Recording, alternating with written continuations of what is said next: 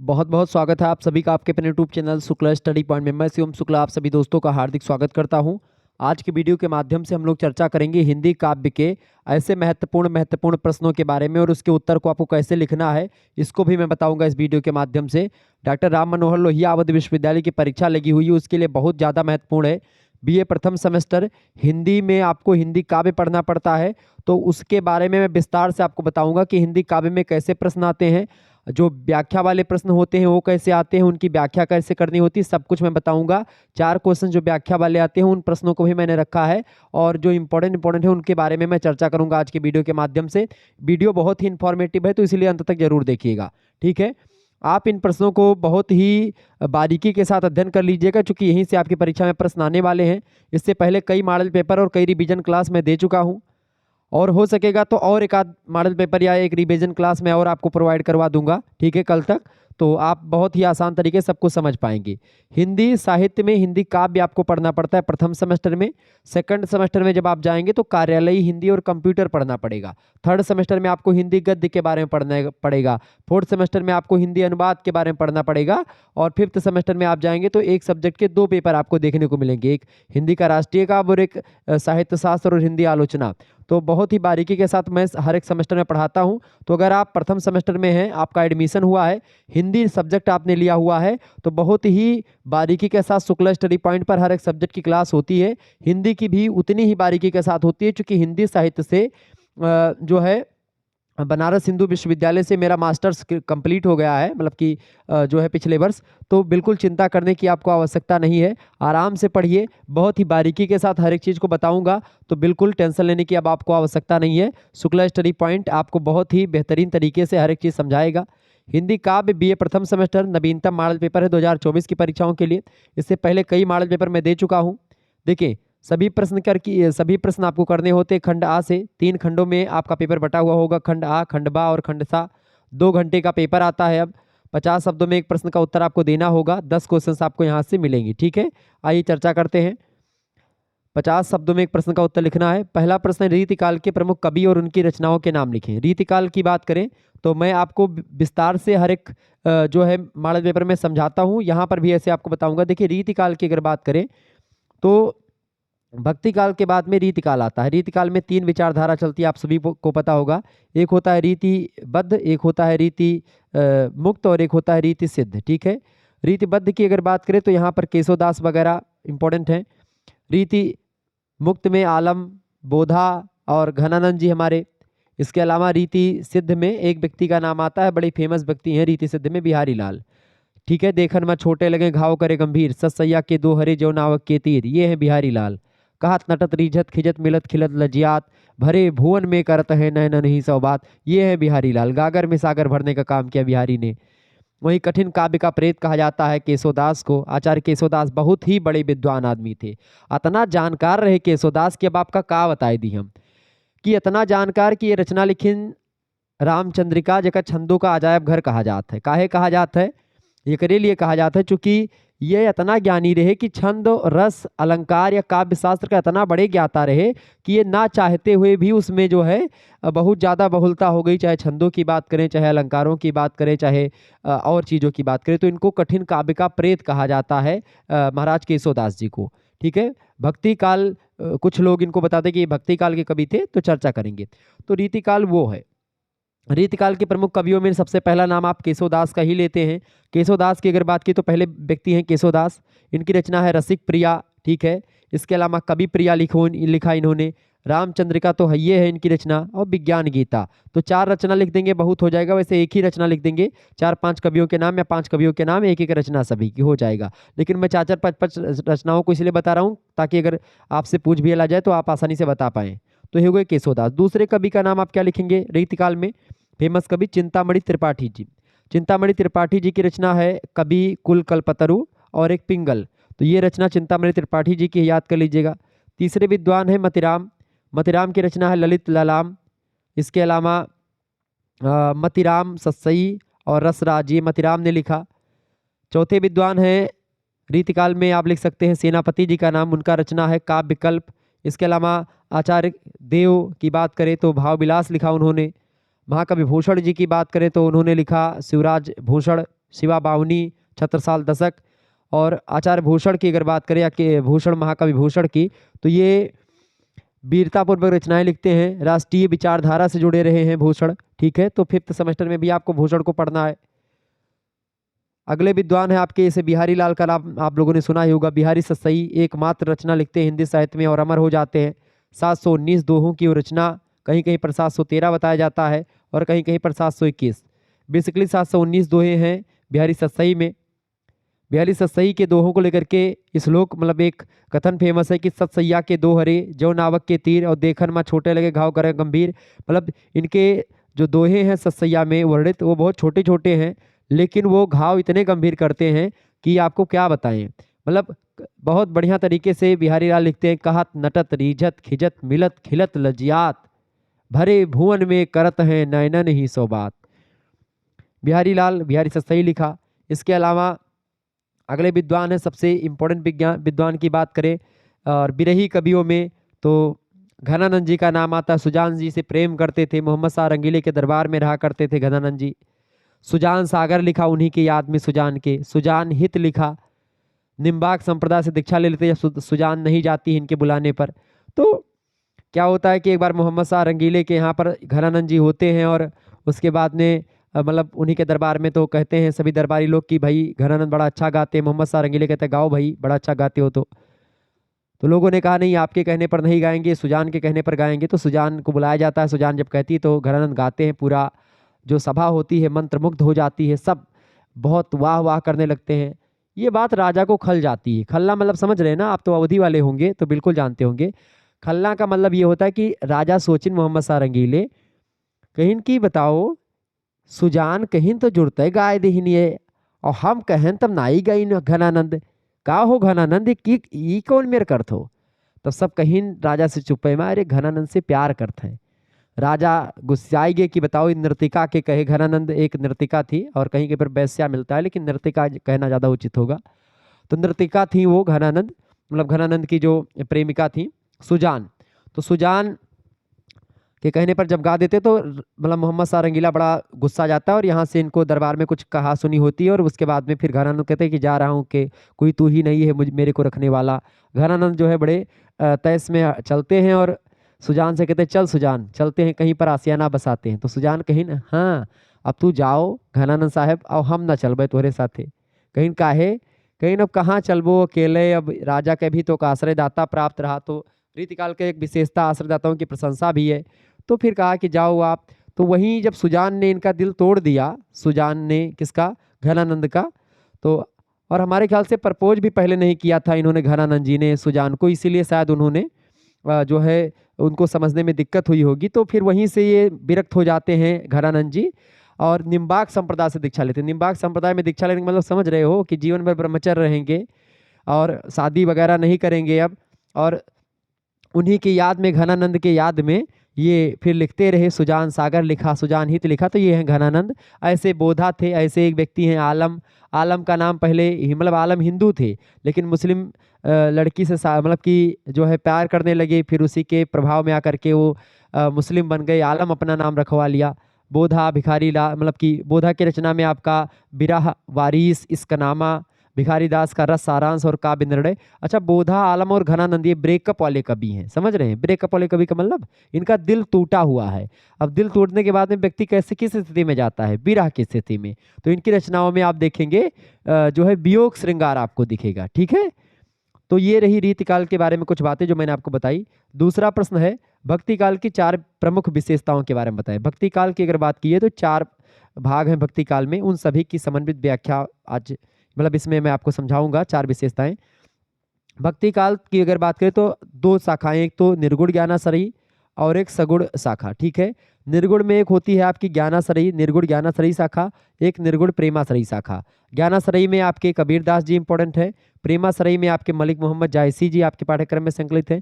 सगुण में पहले कृष्ण भक्त शाखा आती जिसके सूरदास जी प्रणेता हैं। इसके अलावा सूरदास जी के गुरु जी थे वल्लभाचार्य, उनके पुत्र थे विट्ठलनाथ। विट्ठलनाथ ने अष्टछाप के कवियों का संग्रह किया था, जिसमें 4 शिष्य जो थे विट्ठलनाथ के थे गोस्वामी, और 4 शिष्य वल्लभाचार्य जी के थे, उनमें सूरदास भी थे।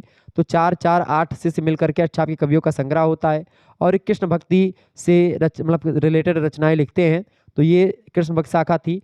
कृष्ण भक्त शाखा में सगुण उपासना पर बड़ा बल दिया गया और निर्गुण उपासना पर जो बल दिया गया था ज्ञानाश्रयी शाखा में, उसका घोर विरोध भी आपको दिखेगा। जिस तरीके से कबीर के यहाँ पर आप देखेंगे कि ब्राह्मण धर्म के प्रति या बाह्य आडंबर और तमाम प्रकार की जो बुराइयां उनके प्रति विरोध है, ऐसे ही जो कबीर के यहाँ जो निर्गुण शाखा है उसकी आलोचना या उसको लेकर के जो कबीर ने तर्क दिए थे, उन तर्कों का खंडन आप देखेंगे सूरदास की गोपियां उद्धव को करती हैं। उद्धव इतना ज्ञानी आदमी है कि जब वो ब्रज में आता है तो गोपियां उनको बेवकूफ़ बना करके भेज देती हैं। आप सोचो, गोपियां जो कि पढ़ी लिखी नहीं है, गांव की गोपियां हैं, वो उद्धव को बेवकूफ़ बना देती हैं, जबकि उद्धव उस समय के सबसे बड़े विद्वान आदमी माने जाते थे। ठीक है, तो ये हैं। इसके अलावा राम भक्ति शाखा जो सबसे इंपॉर्टेंट बात है, निर्गुण ज्ञानाश्रयी, प्रेमाश्रयी, कृष्ण भक्त शाखा, सबको मिला लो, वेद पुराण आगम निगम जितने भी जैन बुद्ध साहित्य, ठीक है, सिद्ध साहित्य, सब कुछ मिला लो आप आकर के। अकेले राम भक्ति शाखा में आप देखेंगे सबका सार मिल जाएगा आपको। गोस्वामी तुलसीदास एक ऐसे महान कवि जिनके बारे में आचार्य रामचंद्र शुक्ल ने इतना जबरदस्त वर्णन किया है, और वास्तव में जॉर्ज ग्रियर्सन ने कहा, जो कि विदेशी है, कोई भारतीय नहीं, कि तुलसीदास की बड़ाई करेगा वो। तुलसीदास को इस दृष्टि से मत देखिएगा कि वो आत्माराम दुबे के पुत्र थे, कि वो ब्राह्मण थे। तुलसीदास एक ऐसे विद्वान हैं, ऐसे कवि हैं, ऐसे जो है लोकनायक है तुलसीदास, जिसको लेकर के जॉर्ज ग्रियर्सन की लेखनी भी लिख देती है कि तुलसीदास महात्मा बुद्ध के बाद दूसरे सबसे बड़े लोकनायक हैं भारत के। तुलसीदास न केवल भारतीय साहित्य में, हिंदी साहित्य में, बल्कि विश्व साहित्य में एक अमूल्य निधि के रूप में जाने जाते हैं।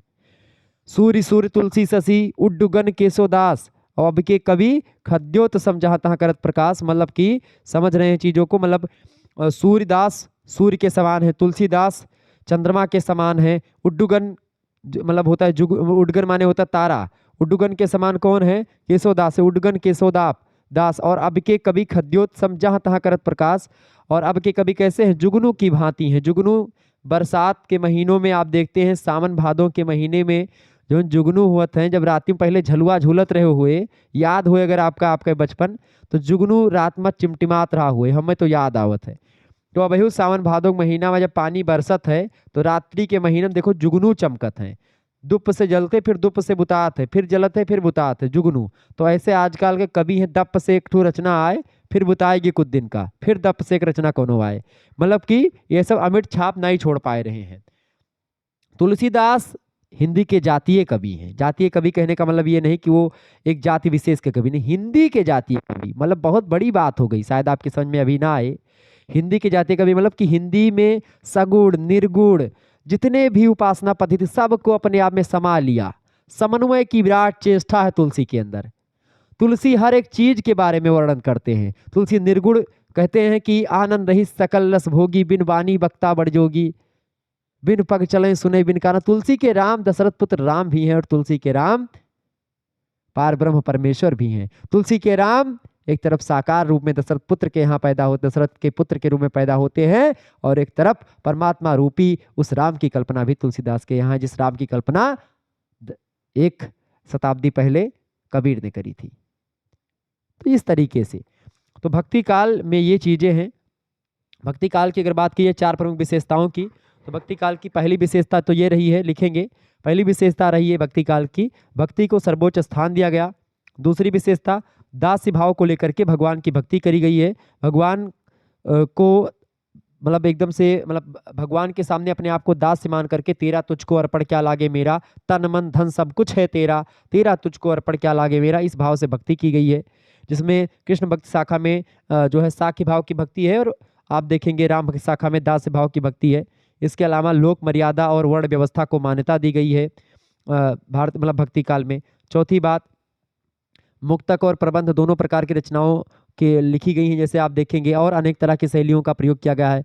मुक्तक में जैसे सूरदास वगैरह मुक्तक में पद लिखते थे, या रीतिकाल के जितने कवि हुए हैं सब मुक्तक में लिखे हैं। अगर बात करें, अच्छा, जितने भी कृष्ण भक्त शाखा के कवि हैं वो सब मुक्तक में लिखते हैं। और जो आपके तुलसीदास हैं, या कि जो है प्रेमाश्रयी की बात करें, प्रेमाश्रयी शाखा की और राम भक्त शाखा की, तो यहाँ के इसे पद्मावत हो गया मलिक मोहम्मद जायसी का, तो ये प्रबंध ग्रंथ है। और रामचरितमानस जो पूरे जीवन गाथा को वर्णित करता है, एक शुरू से लेकर के अंत तक सारी चीज़ों के बारे में बताता है, तो वो प्रबंधात्मक रचनाएं होती हैं। ठीक है, और किसी एक अंश के बारे में लिखना वो आपकी मुक्तक रचनाएं होती हैं। तो प्रबंध का मतलब होता है जैसे महाकाव्य वाली जो रचनाएं होती हैं, प्रबंध काव्य के अंतर्गत आती हैं। क्लियर? इसके अलावा यह अगली विशेषता है, वेद और अन्य शास्त्रों के विचारों की प्रधानता यहाँ पर बताई गई है। और इसके अलावा सामाजिक मर्यादा की स्थापना भी भक्ति काल में करी गई है। तो ये सब विशेषताएं आप लिख दीजिएगा, बहुत ही इंपॉर्टेंट है। तीसरा क्वेश्चन आप देखेंगे, बढ़िया प्रश्न आपकी परीक्षा की दृष्टि से। भारतेंदु हरिश्चंद्र की 5 प्रमुख कृतियों के नाम बताएं। भारतेंदु हरिश्चंद्र जी की बात की है, जन्म हुआ था 1850 में, मृत्यु 1885 में हो जाती है।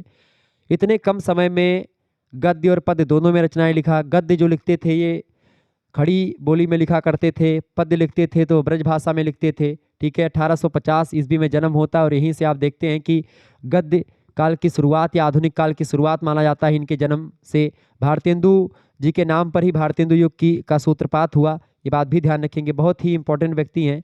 भारतेंदु जी नाटकों की रचना करने वाले जो है व्यक्ति हैं। नाटकों, बहुत सारे नाटक लिखे भारतेंदु जी ने, बहुत सारी रचनाएं लिखी इन्होंने। ठीक है, तो भारतेंदु जी की रचनाओं में जैसे कि पहली रचना आप लिख सकते हैं प्रेम मालिका, दूसरी आप प्रेम सरोवर, ठीक, इसके अलावा प्रेम माधुरी रचना इन्हीं की है, भक्तमाल रचना है, वेणु गीत है, प्रबोधनी रचना है। इसके अलावा अगर आप जाएंगे उसमें मतलब गद्य में, तो आप गद्य में भी तमाम रचनाएं इनकी देखेंगे, जैसे कि वैदिक हिंसा हिंसा ना भवती, या भारत मतलब सॉरी वैदिक हिंसा बोल रहा हूँ, भारतवर्षोन्नति कैसे हो सकती है, अंधेर नगरी, ये सब नाटकों की रचना करी। तो ये हैं आपके जो है भारतेंदु हरिश्चंद्र, बड़े जबरदस्त विद्वान आदमी। आगे देखिएगा, अगला क्वेश्चन आपकी स्क्रीन पर आ चुका, फटाफट से आप देखेंगे। चौथा प्रश्न है, धूमिल की काव्य भाषा पर प्रकाश डालिए। धूमिल की काव्य भाषा के बारे में बताएं। धूमिल का सबसे पहले जानिए धूमिल का पूरा नाम क्या है। धूमिल का नाम है सुदामा प्रसाद पांडे धूमिल। और धूमिल की अगर बात की है तो इनकी रचना एक बहुत चर्चित रचना है मोची राम। मोची राम कविता जो है धूमिल की बहुचर्चित और बहुप्रशंसित कविता है। और इस कविता को पढ़ते हुए लगता है कि मोचीराम बिल्कुल आंखों के सामने रापी लिए हुए बैठा हुआ संलाप कर रहा है। तो इस तरीके से मोचीराम कविता में, इसके अलावा इन्होंने ना केवल मोचीराम कविता लिखी, धूमिल ने और भी तमाम प्रकार की कविताओं को लिखने का काम किया। ठीक है, तो कुल मिलाकर के धूमिल की अगर बात की जाए तो धूमिल की कविताओं में ऐसी भाषा का प्रयोग किया गया है और भाषा ही मतलब कि स्पष्ट है कि यह भाषा लड़ाई की भाषा इनकी है। आप देखेंगे इनकी भाषाओं में आक्रामकता आपको दिखाई पड़ेगी, जबान का तीखापन आपको दिखेगा। और किंतु यह तीखापन वहाँ नहीं है जहाँ दंतहीन शिशुओं की किलकारी दिखाई पड़ती है, जहाँ गांव घर माँ घरनी बच्चों से लगाव है, जहाँ गरीबी और बेबसी का मार्मिक चित्रण है, जहाँ जीवन की मुस्कान है, लोक मंगल की कामना है, भविष्य के प्रति आस्था है, वहाँ पर आपको एकदम से साफ सुथरी भाषा दिखेगी, सरल भाषा दिखेगी, संवेदना से युक्त भाषा दिखेगी, संवेदना को जगाने वाली भाषा दिखेगी। लेकिन जहाँ पर ये चीज़ें नहीं हैं, जहाँ पर क्रूरता है, वहाँ पर आक्रामकता दिखेगी इनकी भाषा में। वहाँ तो उनकी भाषा बड़ी आत्मीय हो जाती, जहाँ ऐसी चीज़ें होती हैं जहाँ पर ये सारी चीज़ें मैंने विशेषताएं बताई। वास्तव में गरीबी को भाषिक संपन्नता में जीने वाले एकमात्र कवि हिंदी साहित्य के रहे, वो है सुदामा प्रसाद पांडे धूमिल। धूमिल की भाषा का चरित्र जो है आप देखेंगे व्यंग्यात्मक भी रहा है। ऐसा इसलिए है कि वे मन से इतने स्वस्थ हैं कि सामाजिक व्यवस्था के अस्वस्थ को सह नहीं पाते। और तब जब भी वे अपने जो है वाणी का एक प्रकार से जो गुफार है उसको निकालते हैं, अपनी वाणी को निकालते हैं, तो भाषा व्यंग्यात्मक हो जाना स्वाभाविक हो जाती है। ठीक है, क्लियर। तो इस तरीके से इनकी भाषा में एक तरफ आक्रामकता दिखाई देती है और दूसरी तरफ जो है धूमिल की कविता भाषा में आदमी होने की तमीज है। धूमिल का काव्य घेराव में खड़े कवि का संक्षिप्त एकालाप है। धूमिल की कविता हिंदी में नक्सलवाड़ी है। धूमिल की कविता सही समझ की अभिव्यक्ति है। धूमिल बहुत बड़ी कवि है। धूमिल की अगर बात करें तो बहुत विद्वान आदमी, इनके बारे में और शब्द कहना जो है शायद ना मैं उनके बारे में उतना जान पाऊंगा और ना आप लोग उनके बारे में उतना समझ पाएंगे। बहुत बड़े विद्वान आदमी थे धूमिल। आप पढ़ेंगे कभी इनकी कविताओं को तो बड़ी जबरदस्त जबरदस्त कविताएं दी है आपके पाठ्यक्रम में, तो संकलित है वो कविताएं। ठीक है, धूमिल की जैसे कई दिनों तक चूल्हा रोया, जो है चक्की रही उदास, ऐसे तमाम रचनाएं उन्होंने लिखी हैं धूमिल ने और बड़ी फेमस रचनाएं उनकी हुई धूमिल की। ठीक है, तो धूमिल रोटी और संसद कविता लिखी कि एक आदमी रोटी बेलता है, एक आदमी रोटी खाता है, एक तीसरा आदमी भी है जो ना रोटी बेलता है ना रोटी खाता है, वह सिर्फ रोटी से खेलता है। मैं पूछता हूँ ये तीसरा आदमी कौन है? मेरे देश की संसद मौन है, वो ये कहते हैं। ये है एक प्रकार से सुदामा प्रसाद पांडे धूमिल। रचना सुदामा प्रसाद पांडे धूमिल की एक और बड़ी फेमस 4-5 लाइनों की जो है पंक्तियां हैं, आपने अगर पढ़ा होगा। मोचीराम तो एक लंबी कविता में आती है, बढ़िया कविता है मोचीराम कविता, आपके पाठ्यक्रम में संकलित है मोचीराम कविता, पढ़िएगा, बड़ी जबरदस्त कविता है मोचीराम कविता। ठीक है,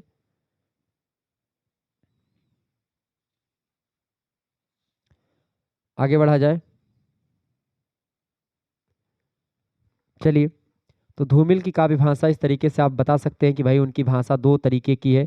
जहाँ पर उनको गरीबता दिखती, जहाँ पर बच्चों की किलकारी दिखती, वहाँ पर भाषा मधुर है, स्वाभाविक है, सरल है। ठीक है, लेकिन जहाँ पर ये चीज़ें नहीं है, जहाँ पर शोषण किया जा रहा है, वहाँ पर इनकी भाषा आक्रामक हो जाती है। अगला प्रश्न, छठा नंबर प्रश्न, साहित्य में शोध की प्रमुख प्रवृत्तियों का नाम उल्लेख कीजिए। बहुत ही बढ़िया प्रश्न है। साहित्य में शोध की प्रमुख साहित्य में शोध की प्रमुख प्रविधियों का नाम उल्लेख करें। बहुत बढ़िया प्रश्न है।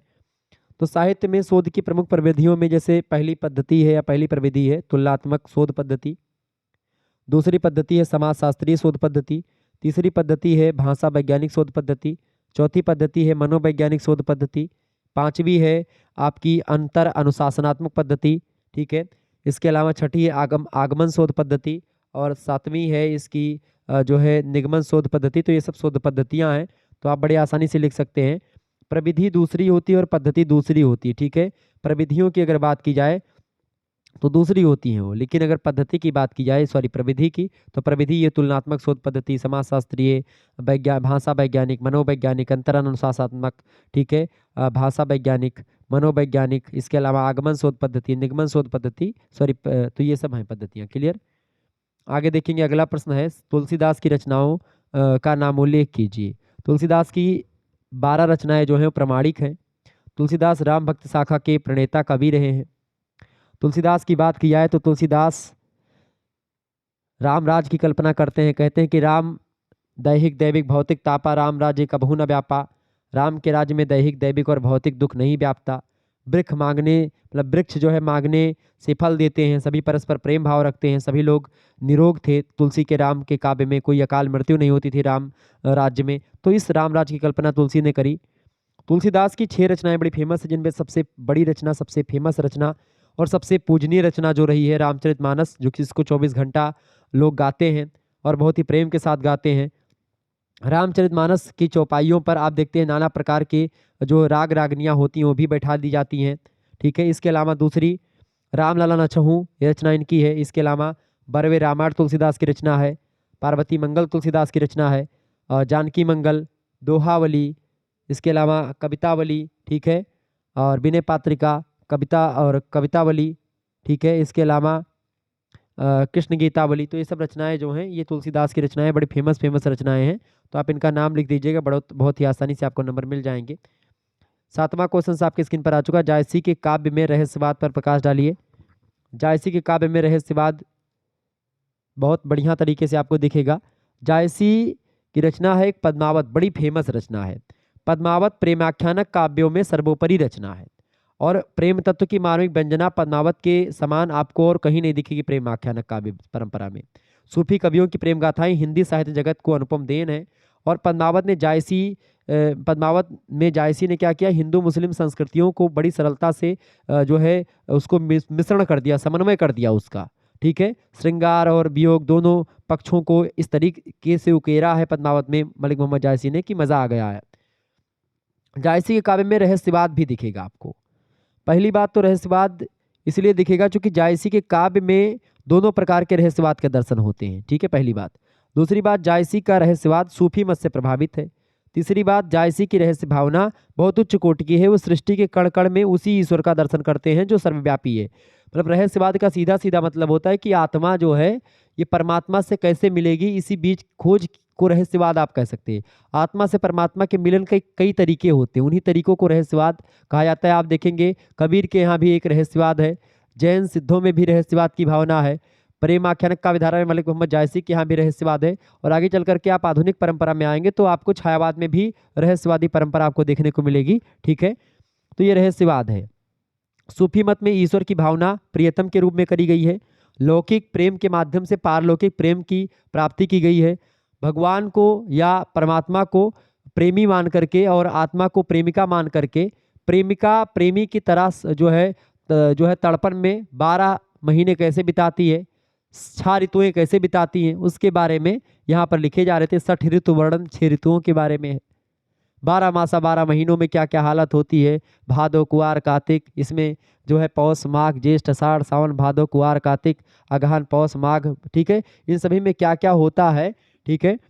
तो इन सभी महीनों में किस तरीके से बिरहनी की स्थिति होती है, वो सब आप यहाँ पर मलिक मोहम्मद जायसी वगैरह के यहाँ देख पाएंगे, समझ पाएंगे, ठीक है। तो ये है जायसी। आगे बढ़ते हैं, अगला क्वेश्चन आपकी स्क्रीन पर आ चुका है, फटाफट से आप देखेंगे, बहुत ही महत्वपूर्ण।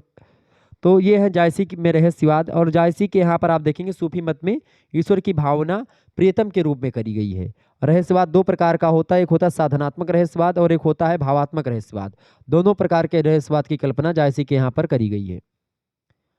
अगला प्रश्न है 8वां नंबर, प्रगतिवादी काव्यधारा की 4 विशेषताएं बताएं। प्रगतिवादी काव्यधारा की 4 विशेषताओं की अगर बात की जाए, बिल्कुल प्रगतिवाद की समय काल की अगर बात की तो 1900 जो है 1900 प्रगतिवादी विचारधारा जो चली है 1937 या 1936 से, मान लीजिए 1936 से लेकर के 1943 तक जो विचारधारा है, ठीक है, समयकाल, ये प्रगतिवाद विचारधारा मानी जाती है।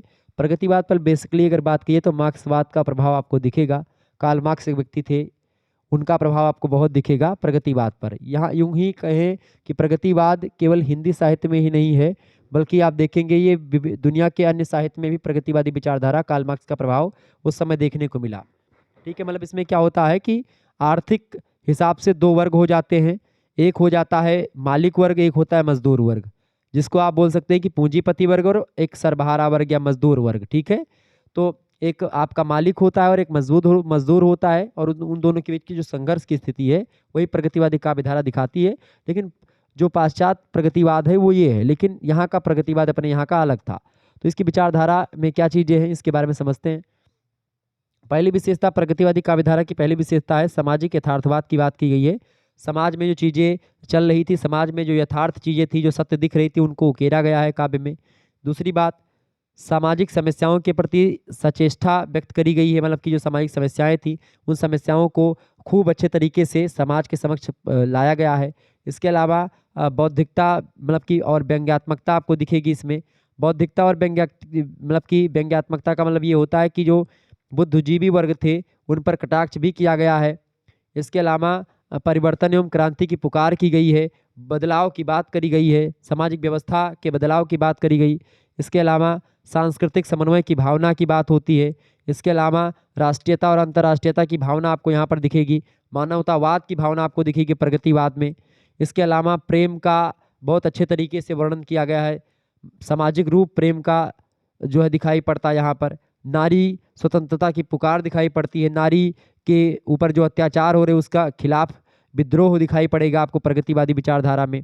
शोषित के प्रति सहानुभूति है, जिनका शोषण होता है, ठीक है, उनके प्रति सहानुभूति है, और जो शोषक वर्ग है उनके प्रति विद्रोह की भावना, आक्रोश की भावना आपको दिखाई पड़ती है। तो ये है प्रगतिवादी विचारधारा। प्रगतिवाद विचारधारा के जो प्रणेता माने जाते हैं, प्रवर्तक माने जाते हैं, वो रामधारी सिंह दिनकर को आप मान सकते हैं।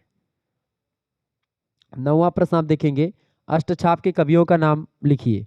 बहुत ही महत्वपूर्ण प्रश्न है, फटाफट से आप बताने का प्रयास करेंगे। अष्टछाप के कवियों का नाम लिखिए। अष्टछाप के कवियों की अगर बात की जाए तो अष्टछाप के कवियों का संग्रह किसने किया था? गोस्वामी विट्ठलनाथ ने किया था। विट्ठलनाथ कौन थे? विट्ठलनाथ वल्लभाचार्य के पुत्र थे। वल्लभाचार्य कौन थे? ठीक है, वल्लभाचार्य जो थे वो सूरदास के गुरु थे। इनके 4 शिष्य, और मतलब कि इनके विट्ठलनाथ के 4 शिष्य दोनों मिलकर के अष्टछाप के कवियों का निर्माण करते हैं। अष्टछाप के कवियों में अगर बात की जाए तो 8 कवि थे। एक तो थे, पहले का नाम है कुंभन दास, फिर सूरदास, फिर परमानंद दास, उसके बाद में फिर कृष्णदास और गोविंद स्वामी, 5वें 6ठे नंददास, 7वें आपके छीस स्वामी, और अगले हैं आपके 8वें चतुर्भुज दास। ठीक है, तो ये अष्टछका सखा या अष्टछाप कहलाते थे। और ये वल्लभाचार्य के पुत्र विट्ठलनाथ के द्वारा इसकी स्थापना करी गई थी। अच्छा, पुष्टि मार्ग की स्थापना करी गई थी वल्लभाचार्य के द्वारा। उसी पुष्ट मार्ग भक्ति संप्रदाय की से उत्पन्न माना जाता है अष्टछाप के कवियों को। हालांकि गोस्वामी विट्ठलनाथ इसकी कर्ता धर्ता थे, लेकिन परामर्श अपने पिताजी के द्वारा ही बताए गए निर्देशों का पालन करते थे। कृष्ण भक्ति परंपरा को आगे बढ़ाने वाली संस्था, मतलब मान सकते हो एक संगठन था ये। तो इस तरीके से ये अष्टछाप के कवियों के कुछ नाम बताए मैंने। कौन कौन से नाम हैं? परमानंद दास, सूरदास, कुंभन दास, कृष्णदास, गोविंद स्वामी, शीश स्वामी, चतुर्भुज दास, नंददास। ठीक है। 10वां प्रश्न है, रासो साहित्य क्या है बताएं। रासो साहित्य की अगर बात की जाए तो हिंदी साहित्य में जो आदिकाल है उसमें कई साहित्य आपको देखने को मिलेंगे। आदिकाल में आप देखेंगे सिद्ध साहित्य, नाथ साहित्य, और इसके अलावा रासो साहित्य, जैन साहित्य, लौकिक साहित्य में अमीर खुसरो विद्यापति हो गए, ये सभी प्रवृत्तियां आपको मिलेंगी। ठीक है। वीर गाथा काल को अन्य नामों से भी जाना जाता है, जैसे वीर गाथा काल को जो है आचार्य महावीर प्रसाद द्विवेदी बीज बपन काल कहते हैं। वीर गाथा काल को रामचंद्र शुक्ल कहते हैं वीर गाथा काल। ठीक है। सिद्ध सामंत काल राहुल संकृत्यान कहते हैं। डॉक्टर राम कुमार वर्मा चारण काल कहते हैं। हजारी प्रसाद द्विवेदी आदिकाल कहते हैं। क्लियर। और इसके अलावा आदिकाल को आचार्य विश्वनाथ प्रसाद मिश्रा वीर काव्य कहते हैं। ठीक है। तो इस तरीके से ये आदिकाल आपका है। आदिकाल का एक नाम रासो साहित्य भी है। रासो रासो साहित्य एक उसकी विशेषता है, क्योंकि इसमें रासो ग्रंथों की प्रधानता आपको मिलेगी। ठीक है। आदिकालीन साहित्य के अंतर्गत उपलब्ध अधिकांश रचनाओं के साथ रासो शब्द जुड़ा हुआ है। रासो शब्द राजसूई से जुड़ा हुआ है, कुछ विद्वान बताते हैं। कुछ विद्वान बताते हैं कि रसायन शब्द से बना है, कुछ कहते हैं कि रहस्य से बना है रासो, कुछ कहते हैं कि रास से बना है, कुछ कहते हैं रासक से बना है। तो अलग अलग विद्वानों में मतभेद है। हालांकि किससे बना है ये प्रश्न नहीं, ये प्रश्न ये है कि रासो साहित्य है क्या। रासो साहित्य की अगर बात की जाए तो रासो ग्रंथ कुछ लिखे गए जो कि एक प्रकार से कुछ जो रचनाएं हैं, जिसमें परमाल रासो हो गया, इसके अलावा हमीर रासो हो गया, विजयपाल रासो हो गया, पृथ्वीराज रासो हो गया। ठीक है। तो ये सब रचनाएं रासो वाले हैं। तो ये सब लिखे गए जो कि इम्पोर्टेंट है। और रासो शब्द का अगर बात की जाए, इन सब में रासो शब्द अनिवार्य रूप से जोड़ा गया इन चारों रचनाओं में, परमाल रासो, हमीर रासो, विजयपाल रासो और पृथ्वीराज रासो में। तो ये रासो साहित्य में वीरतापूर्वक रचनाएं लिखी गई, और इसी कारण से आप देखते हैं रासो साहित्यों की प्रधानता के कारण से आचार्य रामचंद्र शुक्ल आदिकाल को वीरगाथा काल की श्रेणी में रखते हैं और वीरगाथा काल कहते हैं। क्लियर। तो इस तरीके से आप लोगों ने समझा चीजों को। ये रासो साहित्य है। आगे देखेंगे, अगला प्रश्न आपके स्क्रीन पर आ चुका, खंडबा में देखेंगे। तो कोई 4 प्रश्न आपको करने हैं, 150 शब्दों में आपको उत्तर लिखना है, ये बात ध्यान रखेंगे। अच्छा, आपसे भी प्रश्न पूछा जा सकता है कि कृष्ण भक्ति शाखा के 4 कवियों के नाम बताएं। तो सूरदास, नंददास, कृष्णदास, परमानंद दास, चतुर्भुज दास, ऐसे नाम ध्यान रखेंगे। सूरदास की रचनाएं सूरसागर, साहित्य लहरी, ये सब रचनाएं सूरदास की। नंददास की रचना है रस मंजरी, रूप मंजरी। कृष्णदास की रचना है भंवर गीत, प्रेम तत्व निरूपण। परमानंद दास की रचना है परमानंद सागर। चतुर्भुज दास की रचना है द्वादश यश और भक्ति प्रलाप। ये सब विद्वान आदमी हैं जो कि कृष्ण भक्त शाखा से जुड़े हुए रहे हैं। ठीक। चलिए, तो 150 शब्दों में इस प्रश्न का उत्तर लिखना है। पहला प्रश्न है, द्विवेदी युग की विशेषताओं पर प्रकाश डालिए। अभी मैं व्याख्या वाले प्रश्नों को भी रखा हूं, तो चिंता नहीं करनी आपको। द्विवेदी युग की विशेषताओं पर प्रकाश डालिए।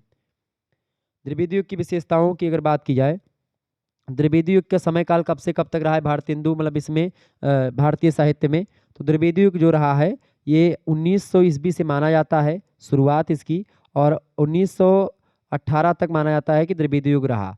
चूंकि 1900 और कुछ लोग 1903 से स्वीकार करते हैं, चूंकि 1903 में महावीर प्रसाद द्विवेदी सरस्वती पात्रिका का जब संपादन करते हैं, तो वहां से माना जाता है कि द्विवेदी युग की शुरुआत होती है। द्विवेदी युग के सर्वे सर्वा जो हैं वो महावीर प्रसाद द्विवेदी हैं, और यहाँ पर सरस्वती पात्रिका सबसे फेमस पात्रिका थी, वहीं से कविताएं प्रकाशित हुआ करती थी। और जब भी कोई रचना प्रकाशित होने के लिए जाती थी महावीर प्रसाद द्विवेदी के पास, तो उस रचना में जो कमियां होती थी, भाषा में जो कुछ कमियां होती थी, त्रुटियां होती थी, उस त्रुटि को खुद ही महावीर प्रसाद द्विवेदी जो थे उसको जो है त्रुटियों को हटा देते थे, मतलब उसको सही कर देते थे।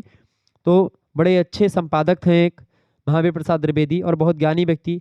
भाषा का परिष्करण किया, खड़ी बोली को हिंदी साहित्य के केंद्र बिंदु में ला करके खड़ा किया। उसका सबसे ज़्यादा जो विशेष योगदान रहा है उसमें महावीर प्रसाद द्विवेदी का रहा है।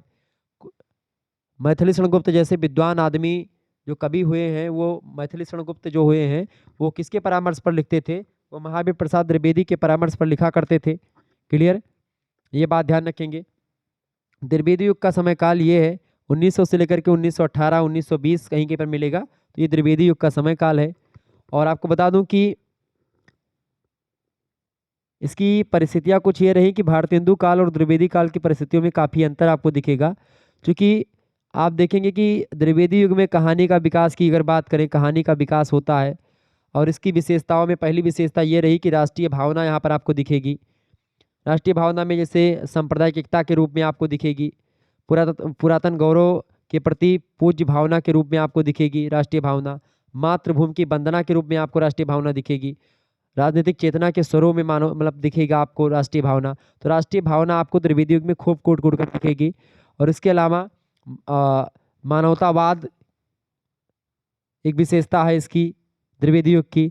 बुद्धिवाद, आदर्शवाद तो सबसे जबरदस्त विशेषता है। पुराने जो ख्याल हैं या पुराने जो विचारधारा है, पुराने जो लोग हैं, मतलब अतीत की गौरव गाथा गा करके वर्तमान के जो संकट है उनको टालने का प्रयास या उनको समझाने का प्रयास कि अतीत में हम कैसे थे क्या होंगे, हम क्या थे क्या हैं और क्या होंगे अभी, आओ मिलकर के विचारे समस्याएं सभी। ये भारतेंदु युग की बोली है, भारतेंदु जी ने स्वयं कहा। लेकिन द्विवेदी युग में भी यही विचारधारा रही, चूंकि द्विवेदी युग और भारतेंदु युग आप देखते हैं, द्विवेदी युग के से पहले है भारतेंदु युग, ठीक है। तो आदर्शवाद है, श्रृंगार का बहिष्कार किया गया, जो रीतिकाल में नक्सिक वर्णन होता था, श्रृंगार होता था, या जो नारी के प्रति जिस तरीके का भाव था वो सब भाव यहाँ पर आकर के खत्म होने लगता है। इसके अलावा आप देखेंगे रहस्यात्मकता भी आपको यहाँ पर दिखेगी, ठीक है, श्रृंगार का बहिष्कार किया गया। इसके अलावा इतिवृत्तात्मकता और गद्यात्मकता आपको यहाँ पर दिखेगी, ठीक है। भाषा का परिष्करण परिमार्जन हुआ। इतिवृत्तात्मकता का मतलब होता है कि जो रचनाएं हैं वो खूब ज़्यादा बढ़ा चढ़ा करके लिखी गई हैं या खूब ज़्यादा विस्तारवादी शैली का प्रयोग करके रचनाओं को लिखा गया है, ये होता है इतिवृत्तात्मकता, ये चीज़ ध्यान रखेंगे। इसके अलावा की अगर बात करें तो काल के अनुसार क्षमता, इसमें काल अनुसरण के हिसाब से क्षमता की बात करी गई है। और नवीन और साधारण विषयों पर काव्य रचना करी गई है, प्रकृति का आलंबन रूप में चित्रण किया गया है। इसके अलावा अनुदित साहित्य यहाँ पर बहुत सारे लिखे गए, ठीक है। काव्य रूपों में आपको विविधता दिखेगी यहाँ पर। भाषा का मतलब भाषा का जो है परिष्करण हुआ, भाषा संस्कार में आई और छंदों का प्रयोग भी यहाँ पर हो रहा था। द्विवेदी युग की विशेषताएं आप लिख सकते हैं। दूसरा प्रश्न, ज्ञानाश्रयी और प्रेमाश्रयी शाखा जो कि भक्ति काल की शाखा है, इसमें अंतर बताएं। ज्ञानाश्रयी शाखा और प्रेमाश्रयी शाखा निर्गुण जो संत का मतलब कि जो निर्गुण ज्ञान शाखा है उसी के दो जो है भाग हैं निर्गुण शाखा के। ज्ञानाश्रयी के प्रवर्तक सबसे पहले जानिए कबीरदास, और प्रेमाश्रयी में मलिक मोहम्मद जायसी बड़े इंपॉर्टेंट व्यक्ति हैं। पहला अंतर यह है कि ज्ञानाश्रयी शाखा के कवि भारतीय अद्वैत दर्शन यानी वेदांत के अद्वैतवाद से प्रभावित हैं, जबकि प्रेमाश्रयी शाखा जो है उस पर इस्लाम के एकेश्वरवाद का प्रभाव आपको दिखाई पड़ता है। तो इस्लाम के एकेश्वरवाद का प्रभाव प्रेमाश्रयी पर आपको दिखाई पड़ता है। और ज्ञानाश्रयी शाखा के कवि जो हैं वो भारतीय दर्शन अद्वैतवाद जो है, वेदांत का अद्वैतवाद जो है उससे प्रभावित हैं, ठीक है। दूसरी बात, ज्ञानाश्रयी शाखा में ज्ञान का स्थान प्रमुख है और प्रेम का स्थान गौड़ है, जबकि प्रेमाश्रयी शाखा में प्रेम का स्थान प्रमुख है और ज्ञान का स्थान गौड़ रखा गया है। मतलब ज्ञान को यहाँ पर ज़्यादा इंपॉर्टेंस नहीं दिया गया प्रेमाश्रयी में, प्रेम को इंपॉर्टेंस दिया गया है, यहाँ पर ज्ञान को इंपॉर्टेंस दिया गया है। तीसरा अंतर, ज्ञानाश्रयी शाखा जो है इसकी अगर बात करें तो इसमें आत्मा और परमात्मा के मिलन में माया जो है वो बाधा के रूप में आती है। माया महा ठगिन हम जानी, तुलसीदास मतलब कि वो कहते हैं कबीरदास की माया महा ठगिन हम जानी, मतलब माया जो है वो परमात्मा और आत्मा के मिलन के बीच में एक बाधा के रूप में आती है।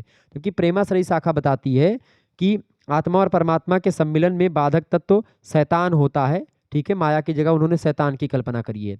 तो ज्ञानाश्रयी में आप देखेंगे माया की कल्पना है, माया को बाधा बताया गया आत्मा और परमात्मा के मिलन में, जबकि आप देखेंगे कि उसमें शैतान की कल्पना करी गई है प्रेमाश्रयी शाखा में आत्मा और परमात्मा के मिलन को रोकने से। चौथा अंतर यह है कि ज्ञानाश्रयी शाखा के संतों का रहस्यवाद जो है वो ज्ञानात्मक है, जबकि प्रेमाश्रयी सूफी कवियों का जो रहस्यवाद है वो भावात्मक कोटि का, इमोशनल कोटि का है।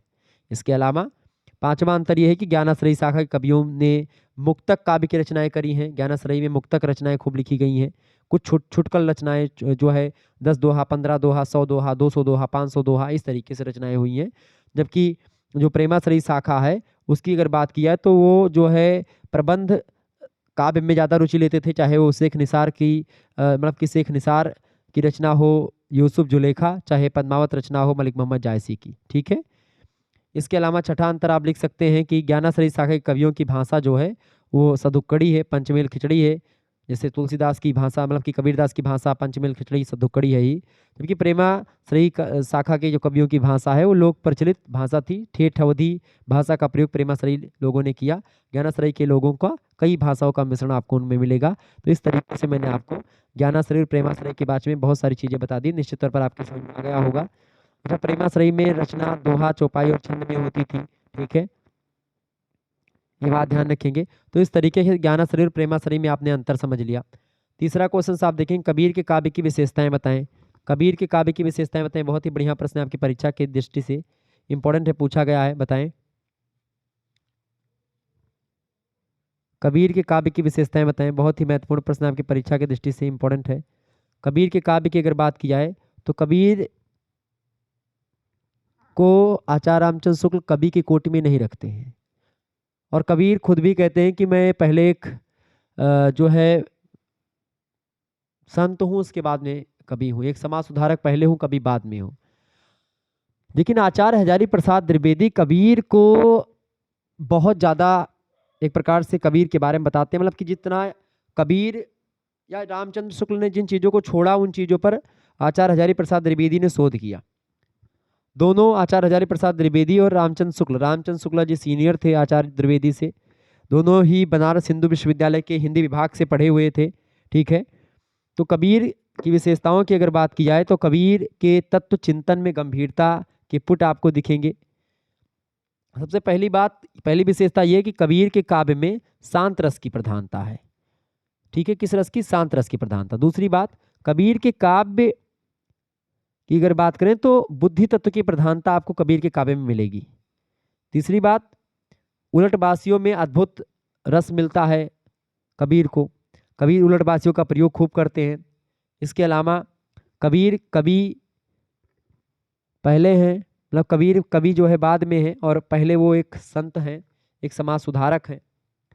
इसके अलावा पांचवा अंतर मतलब पांचवी विशेषता ये है कबीर के काव्य की कि आत्म अनुभूति और विरह अनुभूति में उन्होंने जो कविता की है उसमें भाव तत्व की कमी आपको दिखेगी, ठीक है, भाव तत्व की कमी है, ज्ञान तत्व की प्रधानता आपको दिखेगी। छठी बात यह है कि कबीर श्रृंगारिक पदों में कबीर ने आत्मा परमात्मा के मिलन का रहस्यवादी चित्रण प्रस्तुत किया है। कबीर की अगर बात करें तो कबीर ने पद और साखी यानी कि पद और साखी लिखे हैं, और साखी में साखी जो इनके हैं वो दोहा छंद में है, और पद जो लिखे हैं कबीर ने वो अलग लिखे हैं। इसके अलावा इनकी रचना है बीजक, तो उसके 3 भाग हैं, साखी शबद रामायणी, आप जानते हैं। अगली विशेषता कबीरदास की ये है कि कबीरदास जो है अलंकारों का प्रयोग भी करते हैं।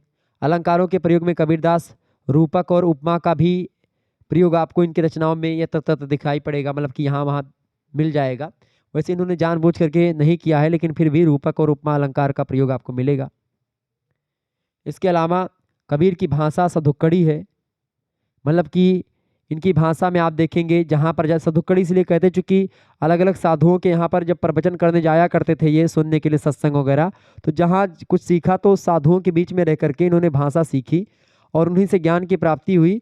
तो फिर इनकी भाषा में हर एक जगह, चाहे राजस्थानी की बात करें, चाहे भोजपुरी की बात करें, चाहे पंजाबी की बात करें, खड़ी बोली की बात करें, राजस्थानी की बात करें, अवधी की बात करें, सभी भाषाओं के पुट आपको थोड़े बहुत मिल जाएंगे, ठीक है। तो इनकी भाषा सधुक्कड़ी है, पंचमेल इसीलिए है चूंकि इसमें कई जो है भाषाओं का मिश्रण है इनकी भाषा में, कोई एक भाषा का प्रयोग नहीं करते कबीर।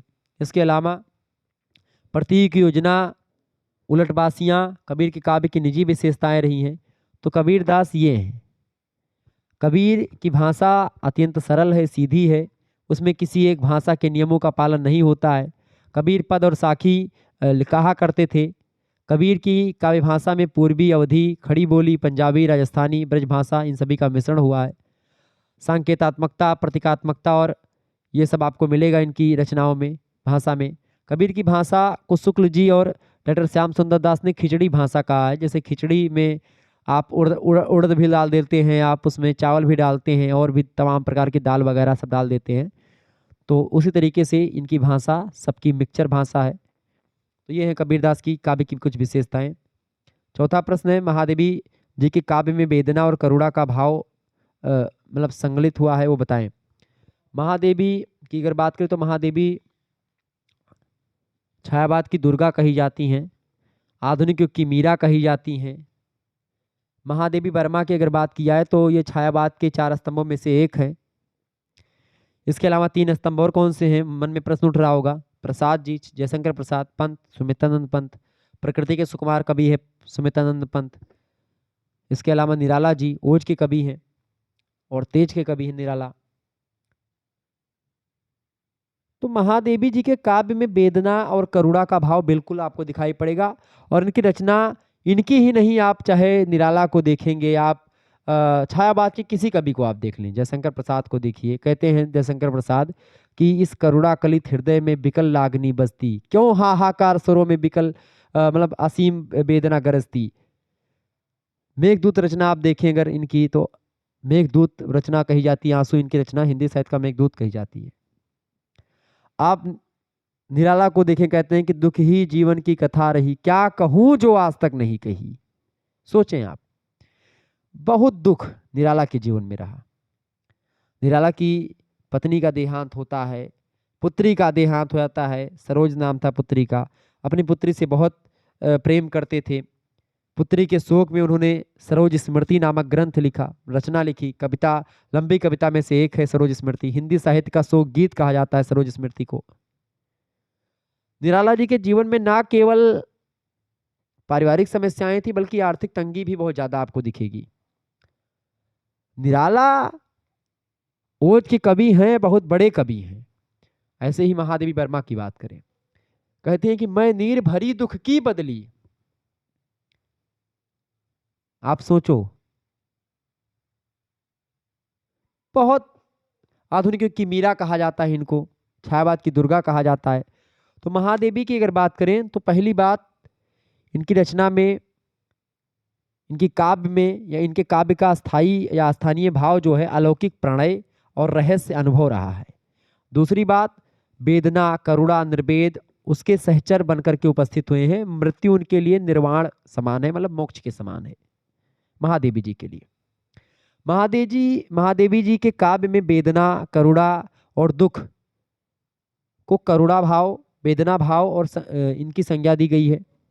महादेवी जी ने वेदना या पीड़ा को प्रणय के अर्थ में प्रयोग किया है। वेदना या पीड़ा के साथ मधुमय या मधुर विशेषण आए हैं। महादेवी जी की वेदना अनंत प्रिय के प्रणय की वेदना है। महादेवी के काव्य में करुणा भाव से तात्पर्य होता है कि भावना या सहानुभूति या संवेदना की जो भावना होती है वो। महादेवी जी के करुणा जो है बाल्यकाल से ही पशु पक्षियों के प्रति सहानुभूति, कीट पतंगों और इसके अलावा मानव मात्र के लिए लगातार रही ही है। लेकिन इसके अलावा आप देखें गिल्लू रेखा चित्र लिखती, संस्मरणात्मक रेखा चित्र है इनका। करुण भाव की अभिव्यक्ति इनकी हर रचनाओं में आपको दिखेगी और इनके काव्य में करुणा का उद्वेग गंभीर रूप से प्रकट हुआ है। महादेवी जी के काव्य के प्रति बचपन से अनुराग रहा है, पेड़ पौधों और पशु पक्षियों से अनुराग रहा, उन्हीं पर रचनाएं भी लिखी बहुत सारी। तो इस तरीके से महादेवी जी के काव्य में वेदना और करुणा के भाव बिल्कुल दिखाई पड़ते, इसमें कोई दो राय नहीं है। और इनकी रचनाओं में आप देखेंगे करुणा जो है वो आई है और कहती है कि मैं नीर भरी दुख की बदली, क्रंदनों में चिर निस्पंद बसा, नैनों में दीपक से जलती, पलकों पर निर्झड़ी मछली। तो छायावादी कवियों में आपको ये दिखेगा। आगे देखिएगा, अगला क्वेश्चन आपकी स्क्रीन पर आ चुका है। चौथा नंबर प्रश्न है, प्रसाद जी के काव्य के भाव पक्ष की विशेषताओं पर प्रकाश। भाव पक्ष और कला पक्ष दो पक्ष होते हैं। भाव माने होते हैं इमोशनल पक्ष, यानी कि कविता में क्या चीज जो इमोशन आए हैं, जैसे प्रेम इमोशन है, घृणा इमोशन है, ठीक है, और मतलब सहानुभूति, संवेग, तमाम प्रकार की चीजें होती हैं, तो ये सब इमोशन होते हैं। कला पक्ष में जैसे रस, किस रस का प्रयोग, किस छंद का प्रयोग, इन सभी का प्रयोग, तो आपके कला पक्ष होते हैं। तो प्रश्न है आपका कि जयशंकर प्रसाद के काव्य के भाव पक्ष की विशेषताओं पर प्रकाश डालें। तो पहली विशेषता यह है इनके भाव पक्ष की प्रसाद जी के कि काव्य विषय में नवीनता का सृजन कर प्रसाद जी ने साहित्य को रूढ़िगत सीमाओं से मुक्त कर दिया।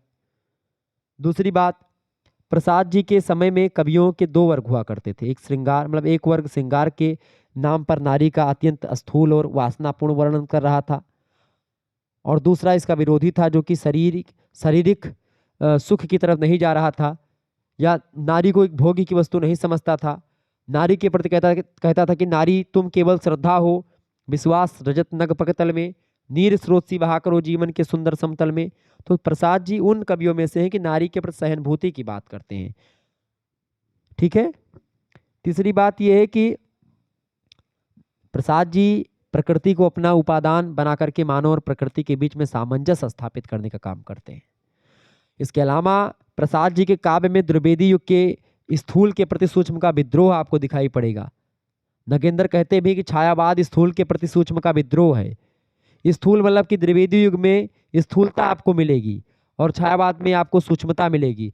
जो बात द्विवेदी युग के कवियों ने बहुत लंबे चौड़े पन्नों में लिख करके बताई या बहुत विस्तारवादी शैली में को अपना करके बताई, वही चीजें छायावाद के कवियों ने बहुत ही सरल भाषा में, बहुत ही कम शब्दों में कह करके बता दिया।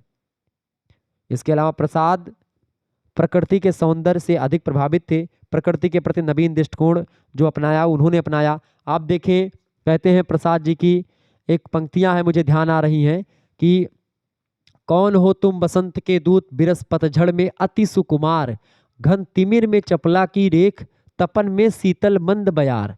आप देखें, चाहे आप देखें, नील परिधान बीच सुकुमार, खिल रहा मृदुल अधखुला अंग, खिले हो ज्यों बिजली के फूल, और मेघ बन बीच गुलाबी रंग। श्रद्धा और मनु बैठे हैं, तुलना मानवीकरण, प्रकृति का मानवीकरण करते हैं ये लोग। श्रद्धा के बदन की तुलना, श्रद्धा के अधखुले अंग की तुलना आकाशीय बिजली से जो कि गुलाबी कलर की चमकती है, उस काले बादलों में गुलाबी कलर की बिजली जिस तरीके से चमकती है, ठीक उसी तरीके से नीले अंबर में जिस तरीके से, या काले काले बादल और नीले नीले जो आसमान है उसमें जिस तरीके से गुलाबी कलर की बिजली चमकती है, ठीक इसी प्रकार से नील परिधान मतलब कि नीले कपड़े, परिधान माने कपड़ा, नील माने नीला, नील परिधान बीच सुकुमार, सुकुमार मतलब खूब सुंदर सुंदर जो अंग है वो खुला थोड़ा सा दिख रहा है श्रद्धा का। मनु देखते हैं कैसा प्रतीत होता है मनु को, खिले हो जो बिजली के फूल, जैसे लग रहा है कि बिजली के फूल खिले हुए हैं। मेघ बन बीच गुलाबी रंग, खिले हो जो बिजली के फूल, मेघ बन बीच गुलाबी रंग, नील परिधान बीच सुकुमार, खुल रहा मृदुल अधखुला अंग। तो ऐसे प्रतीत होता है। ये है प्रसाद। तो प्रसाद ने छायावाद मतलब प्रकृति का मानवीकरण किया। प्रसाद जी प्रेम और यौवन के कवि हैं। वे दुख के संयोग को जीवन मानते हैं। कहते अगर जीवन में दुख नहीं आया तो जीवन ही क्या जिया। उन्होंने हमेशा वासना का विरोध किया, प्रेम की स्वच्छता पर बल दिया। प्रेम जो रीतिकाल तक वासना का विषय हुआ करता था, नारी को केवल एक भोग्या या वस्तु के रूप में समझा जाता था। अब नारी ना केवल एक भोग्या है, मतलब नारी को भोग्या ना समझ करके, बल्कि नारी को एक श्रद्धा की मूर्ति समझा जाने लगा। नारी को एक कहते हैं कि नारी तुम केवल श्रद्धा हो, विश्वास रजत नग पकतल में, नीर स्रोत बहा करो जीवन के सुंदर समतल में। तो नारी के प्रति सहानुभूति और यथार्थ भी आपको यहाँ पर दिखेगा। हालांकि आप देखेंगे मैं शैली अपनाई, यहाँ पर मैं शैली में लिखी गई काव्य है। अपने दुख के माध्यम से समाज के दुख को पाठकों के या समाज के समक्ष दिखाना ही छायावाद का मेन उद्देश्य रहा। ठीक है, तो ये है छायावाद के बारे में कुछ बातें जो मैंने आपको बताई। आगे देखेंगे, अगला क्वेश्चन आपकी स्क्रीन पर आ चुका है, बहुत ही महत्वपूर्ण प्रश्न है। प्रश्न है, गोकुल सबय गोपाल उदासी, जोग अंग साधत जे उधो, ते सब बसत ईस पुरकासी, यद्यपि हर हम तज अनाथ करी, तदपि रहत चरणन रस राशि। आपनी शीतलता ही न छाड़त, यद्यपि हैं शशि राहु गरासी, का अपराध भोग लिख पठवत, प्रेम भजन तज करत उदासी, सूरदास ऐसी को बिरहिन मांगत, मुक्ति तजे गुण राशि। ये आप सभी को पता हो गया होगा कि लिखा किसने है, किसने लिखा है, फटाफट से आप बताएंगे। बिल्कुल आपको पता चल गया होगा किसने लिखा है, सूरदास। बिल्कुल सूरदास ने लिखा है।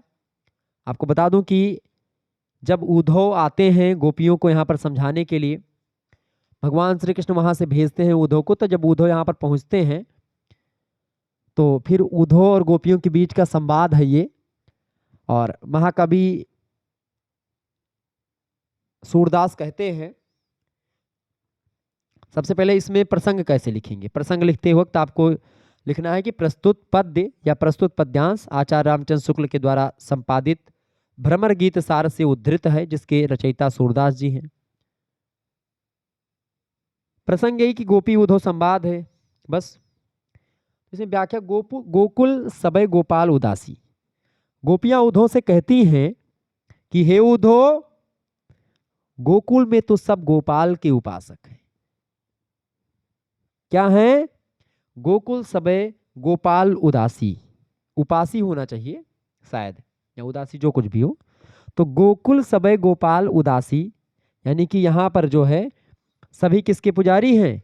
सभी यहाँ पर भगवान, मतलब कि गोकुल के उपासक हैं, मतलब उनके गोपाल के उपासक हैं, भगवान श्री कृष्ण के उपासक हैं।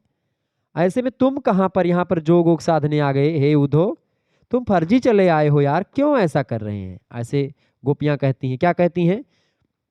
कि यहाँ पर गोकुल में सभी लोग क्या हैं? गोपाल को पूजने वाले हैं।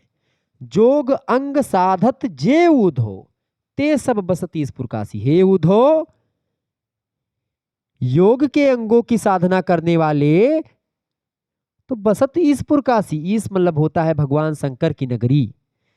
भगवान शंकर की नगरी में जो योग वो करने वाले हैं वो तो काशी में रहते हैं, ईसपुर काशी में बसते हैं। शिव की नगरी काशी में रहते हैं, गोकुल में नहीं। कहां चले आए हो तुम योग की गठरी लेकर के उद्धव?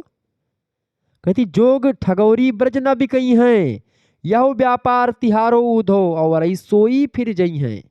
जा पहले आए हो मधुकर, ताके उर न समई है, और दाख छाड़ के कटुक निबौरी को अपने मुख खई है। मूरी के पातन कई कैना को मुक्ताहल दई है, और सूरदास प्रभु गुण ही छाड़ के को निर्गुण निर्भई हैं। गोपियां उद्धव को इतना ज्यादा डिस्टर्ब कर देती हैं, इतना ज्यादा परेशान कर देती हैं कि उद्धव बहुत दिक्कत में आ जाते हैं। आगे कहती हैं गोपियां, यद्यपि हरि हम तजी, हरि माने भगवान श्री कृष्ण, हम माने कि हम गोपियों को, यद्यपि हम गोपियों को तज दिया है। किसने? तज माने छोड़ देना, अनाथ कर दिया है हमको तज करके, छोड़ करके। किसने? भगवान श्री कृष्ण ने। यद्यपि कृष्ण ने हम लोगों को त्याग करके अनाथ बना दिया है, करी तद्यपि रहत चरणन रस राशि, फिर भी उन्होंने हमको अनाथ बना दिया, फिर भी हम उनके चरणों में ही अनुरक्त रहते हैं, उनके चरणों की ही स्वामिनी है, भले ही वो हमको छोड़ दें। आगे कहती हैं गोपियां कि आपन शीतल ताहि न छाड़त यद्यपि है ससिराहु गरासी।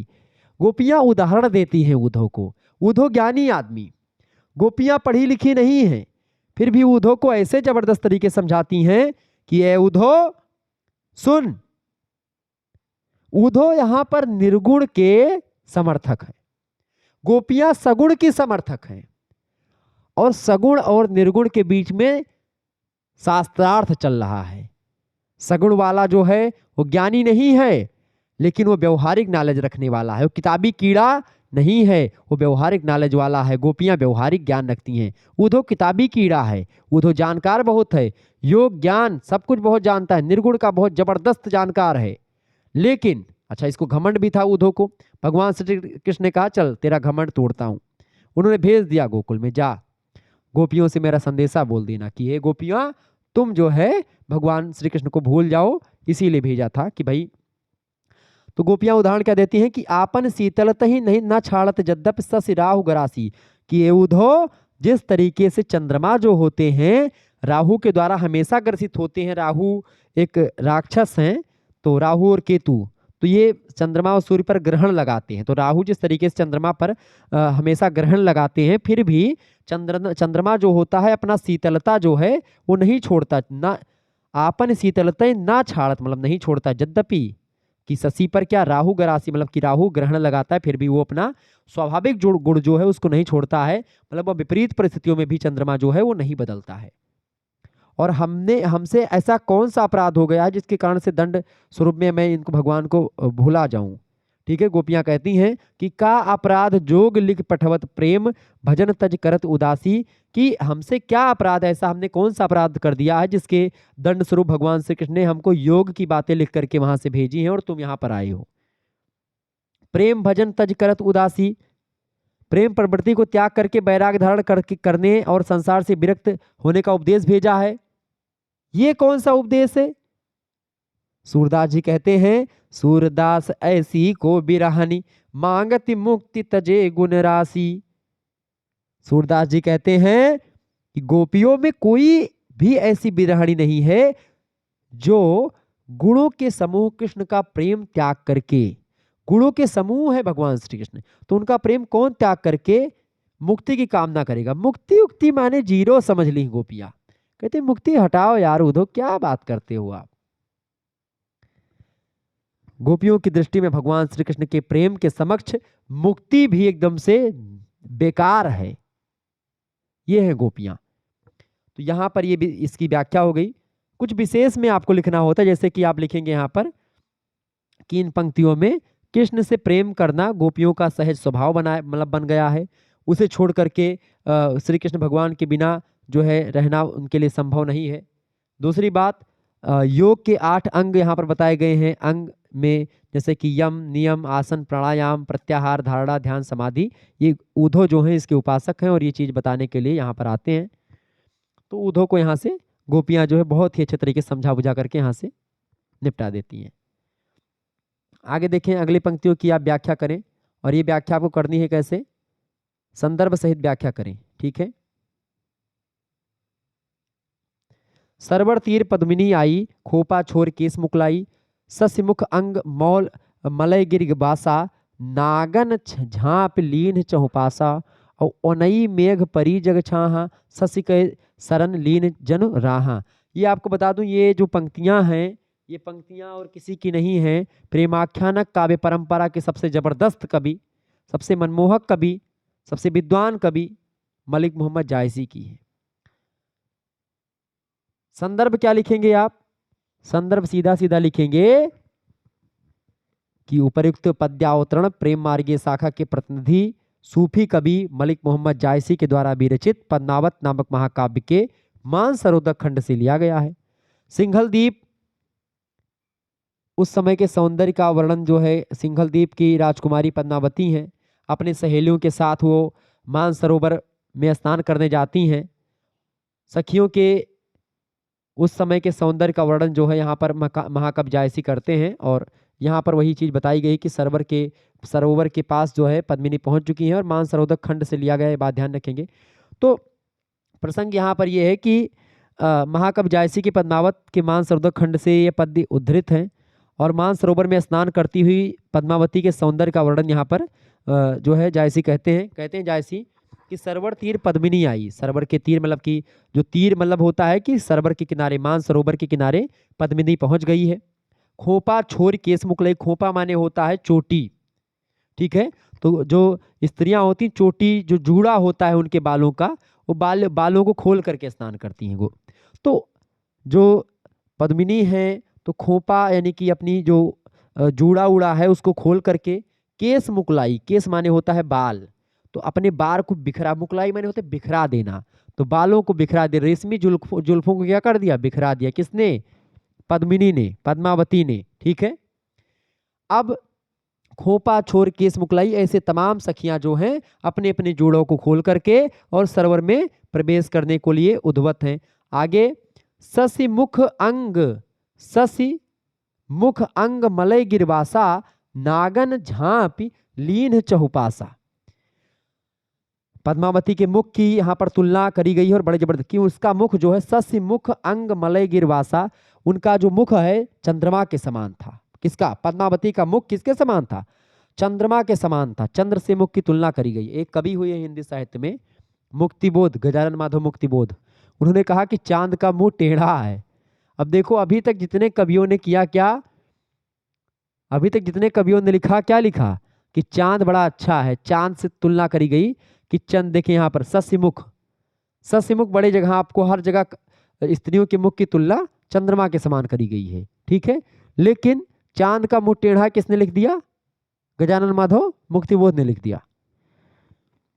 तो सस्यमुख यानी चंद्रमा के समान मुख है पद्मावती का, और उसके अंग प्रत्यंग जो हैं, कह रहा है कि अंग मलय गिरवासा, मलय गिर मतलब होता है एक चंदन होता है मलया गिर का, मलयागिर चंदन की भांति उसके अंग से खुशबू उत्पन्न हो रही, सुगंध आ रही है पद्मावती के और उनके सहेलियों की, ऐसा बताते हैं।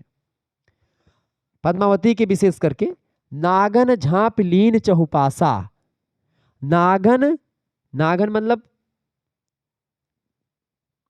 नागन क्या है, नागन मतलब कि नागन झांप लीन चहु पासा, मतलब कि चंदन में आप देखते हैं बहुत सारे सांप हमेशा लपेटे रहते हैं।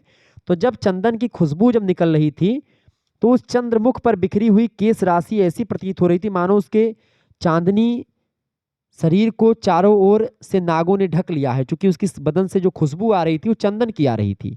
तो ऐसा लग रहा है कि उसके जो मुख है नागन झांपी, मतलब जो उसके बाल हैं वो नागों की भांति, जब उसकी मतलब एक तुलना की गई है कि उसके अंग से चंदन की खुशबू आ रही, तो ऐसा लग रहा है कि जो काले काले बाल हैं जो उसके शरीर पर मंडरा रहे हैं वो नागों के भांति दिखाई पड़ रहे हैं। वो चारों तरफ बिखरे हुए बाल वो नागों की भांति दिखाई पड़ रहे हैं। ऐसा लग रहा है कि चारों तरफ से उस चंदन रूपी सुगंध को सूंघने के लिए तमाम प्रकार के सर्प आ गए हैं।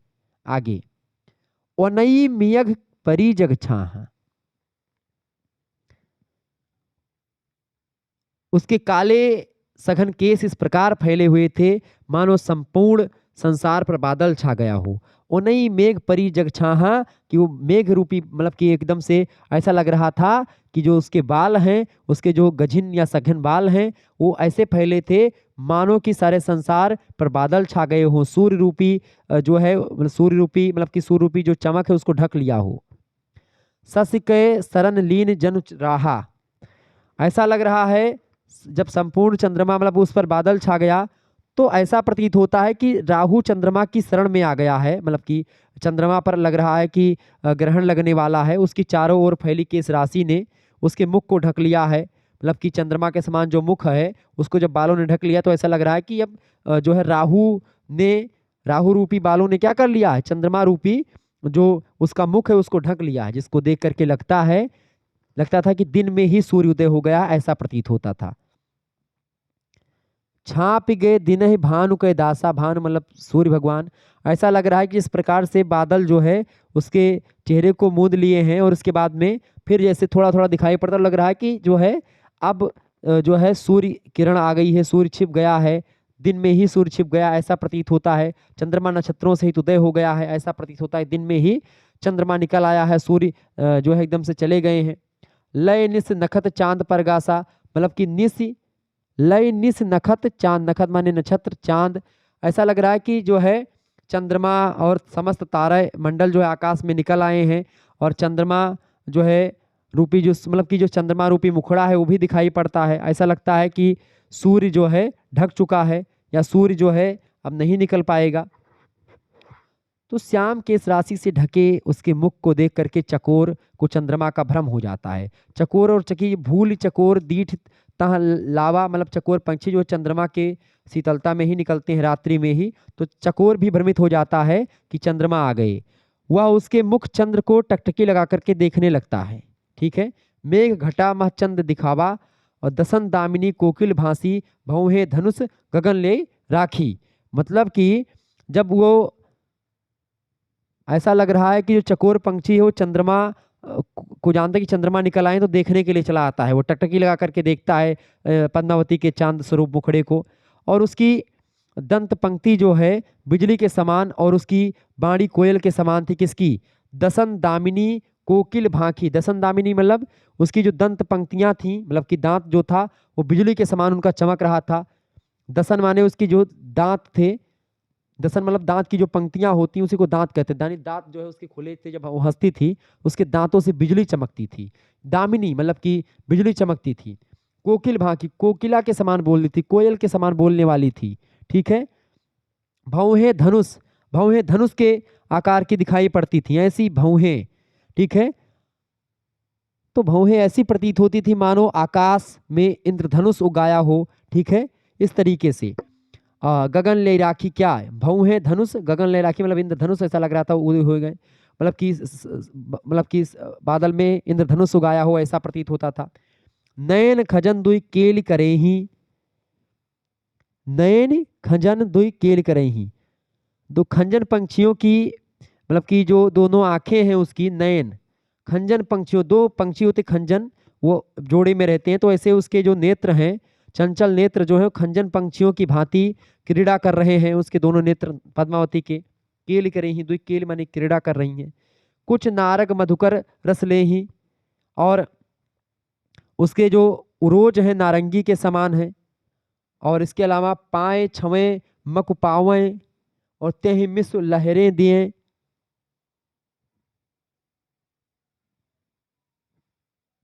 सरवर रूप विमोहा हिये हिलोरह ले, और पाँव छुए मक पावें तेहि मिस्र लहरें दे।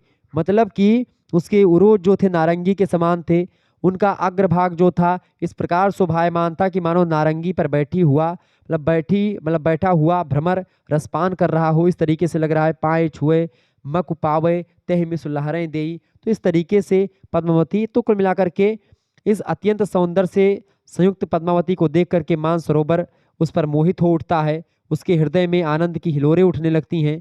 ठीक है। सरवर रूप विमोहा, जब सरवर मानसरोवर ने उसके रूप को देखा तो एकदम से वो मोहित हो जाता है। सरवर मतलब कि जो मानसरोवर है वो खुद ही मोहित हो जाता है। हिये हिलोरे ले, मतलब वो अपने मन में जो है उसके हृदय में आनंद की हिलोरें उठने लगती हैं। और पाँव छुए मकु पावें तेहि मिसु लहरे दें, और वो जो है लगातार हिलोरे दे रहा है, लगातार आनंद की हिलोरें उठने लगती हैं। वो यही सोच रहा है मानसरोवर कि इस सुंदरी के चरणों का स्पर्श हो जाए, इसी बहाने हिलोरे लगातार वो दे रहा है कि ताकि वो पद्मावती के जो है शरीर को स्पर्श कर सके। इस तरीके से वो जो है मानसरोवर कर रहा है। ऐसी सुंदर थी पद्मावती जी। ठीक है। आगे देखेंगे, अगली पंक्तियां आपकी आ चुकी हैं। सघन मेघों का भीमाकाश, गरजता है जब तमसाकार, दीर्घ भरता समीर निश्वास, प्रखर झरती जब पावस धार, न जाने तपक तड़ित में कौन मुझे इंगित करता तब कौन। ये पंक्तियां, अच्छा इसमें विशेष मैंने आपको नहीं बताया, विशेष में आप लिख सकते हैं कि यहाँ पर जो है ससिमुख रानी और दसन राखी में उपमा अलंकार है। नयन खंजन लेही में रूपक अलंकार का प्रयोग यहाँ पर किया गया है। ठीक है, यहाँ पर आप देख लीजिए। ठीक है। इसके अलावा और ओनई राही में, ओनई राही जो है यहाँ पर आप देखेंगे ओनई राही। ठीक है। ओनई राही में इनमें कौन सा प्रयोग किया गया है? ओनई राही, ओनई मेघ परी जग छाहा, इसमें कौन सा अलंकार मतलब प्रयोग किया गया है? प्रतीप अलंकार है। भूल चंद चकोर चंद दिखरावा, इसमें भ्रांतिमान अलंकार है। दसन दामिनी में के और केल करही में, ये हिलोर में अनुप्रास अलंकार है। तो ये सब अलंकारों का प्रयोग इसमें किया गया है। इसके अलावा पद्मावती के आवरणीय सौंदर्य का विविध उपमानों के माध्यम से वर्णन किया गया है। अवधि भाषा का प्रयोग किया गया है। श्रृंगार रस का प्रयोग है। मसनबी शैली का दोहा चौपाई छंद का प्रयोग किया गया है। ठीक है। और पद्मावती को यहाँ ईश्वर के रूप में दिखाया गया है। तभी उसके और जगत के बीच केशों का व्यवधान आते ही संसार में अंधकार आ जाता है कि चंद्रमुखी मतलब कि जो चंद्र के समान उसका मुख था, जब वो ढक जाता है तो अंधकार आ जाता है। तो जैसे ईश्वर अगर आपके जीवन से हट जाए तो आपके शरीर में मतलब कि आपके जीवन में अंधकार हो जाता है, ऐसे ही दिखाया गया। ठीक है। आगे देखिएगा, अगला प्रश्न आपकी स्क्रीन पर आ चुका है। इंपॉर्टेंट प्रश्न आपकी परीक्षा की दृष्टि से, फटाफट से आप देखेंगे। प्रश्न क्या है? सघन मेघों का भीमाकाश। ये जो पंक्तियां हैं, अगर मैं आपको बताऊं ये पंक्तियां कहाँ की हैं? ये पंक्तियां जो हैं मौन निमंत्रण, आपने पाठ पढ़ा होगा सुमित्रानंद पंत का, मैंने इसकी व्याख्या करी है और सभी की व्याख्या मैंने करवा रखी, तो देख लीजिएगा व्याख्या। तो संदर्भ आप लिखेंगे, प्रस्तुत पंक्तियां मौन निमंत्रण नामक कविता से ली गई हैं। इसके रचयिता सुमित्रानंद पंत जी हैं।